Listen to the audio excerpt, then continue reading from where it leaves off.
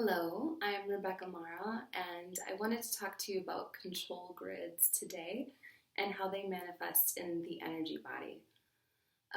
Control grids tend to be created in order to overcompensate for something.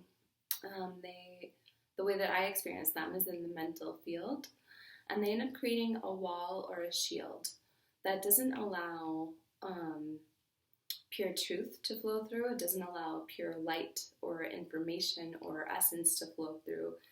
It blocks it in an attempt to protect or to control against the uncertainties of life. So generally when people create a control grid, most things in our energy bodies are really, in my experience, created at some time when we're little. It's a pattern of consciousness that sticks with us for the rest of our lives unless we start to wake up and learn about what's happening within us. And the way that I physically and energetically see it is it tends to be around the head. For people that plan a lot, that do a lot of figuring things out, or they really rely on their minds for their occupation, they have really strong minds.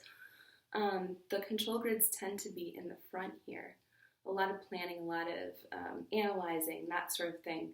But what happens is the essence or the energy or spirit goes into that control grid and it loops there. So it ends up being sort of like a whirlpool in your energy body that pulls from other parts so it's not flowing freely. What does that mean? So it's a stuck energy, and any stuck energy in the body ends up pulling from the system. For most people that have this in the frontal area of their consciousness, they identify with their mind and they can hide behind it. So instead of identifying with themselves, instead of having their energy in the center of their head or in the center of their being, they're projecting something externally that they're identifying with. That's one version of a control grid. It is for people who put that consciousness outside of themselves instead of in the middle. It's a way that they're projecting something that is not an accurate representation of who they are. For people who do a lot of analyzing, a lot of mental work, but they don't falsely identify with it, those people don't have that wall or shield, that control grid of energy. It's more in the center of their head. They have a self-awareness of themselves as a spiritual being. Let me think of another example. So another example would be, some people have them on the sides of their heads. Again, it's a way that energy gets trapped. It can be a way that people are attempting to control life. It can be a false strength or an ego, where it's like the I is very strong. Like the I am ... I am, it has this sort of like overly identified sense of self. And it's usually outside the head there. And again, all the energy loops through it. It doesn't, the essence or the light body can't flow freely. So that means that, once again, we're hiding behind something that isn't us. We're identified with something that isn't us. And this can be a false strength. It can be a false power. It's usually a false strength or false power, something more egoic. And the reasons why people do that, it has a hardness to it also. The reasons why people would do that are that they feel not safe to be themselves, so they have to come up with something that they can control. Their voice or their authenticity was not welcomed as children, and so they create these kind of control grids so that they can rely on something that's stable, so that the essence isn't harmed or compromised or injured. It's like, yeah, that sacred secret stays protected if they create this kind of mental wall that something can't get through. Now, what's unfortunate about these control grids is that it is really hard to feel your light or your essence from behind them. It'll hide behind a false sense of safety, it'll hide behind a false sense of control.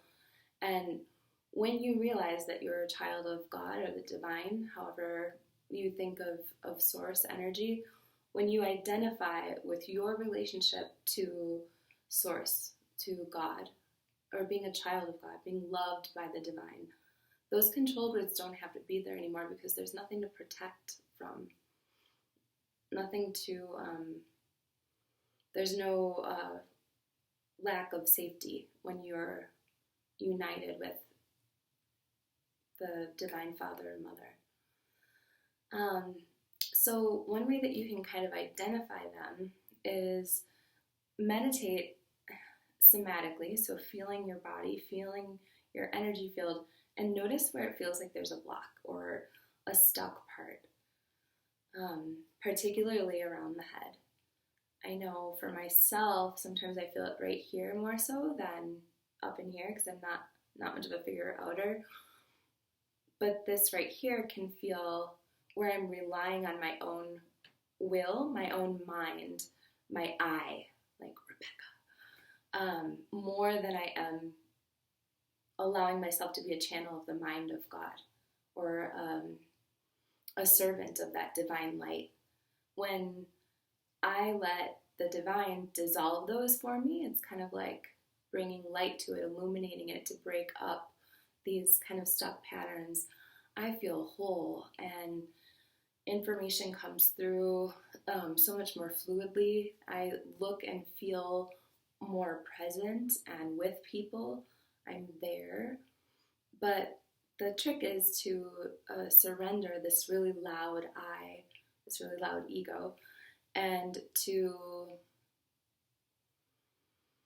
surrender into the divine, into the creator, into source. And this doesn't mean that you will lack any power by any means. It actually empowers you so much because it activates your light body, it activates your true self, your essential self. And those control grids and that false sense of safety and control are not real. They're shrouds that came to protect that seedling, that really innocent part that's part of the divine. And they're not needed when you're anchored into source. And that is one of the most whole and beautiful feelings that you can have, and it's very simple. It's very simple.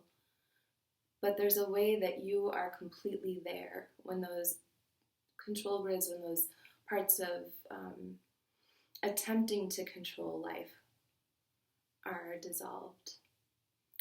So I encourage you to just do a meditation and notice where all your energy is pooling or getting stuck by kind of a tense grid. It's usually around the head somewhere. And allow that part of your mind to become dissolved in divine light, to become God mind. Thank you so much for listening, and I hope you have a wonderful day, evening,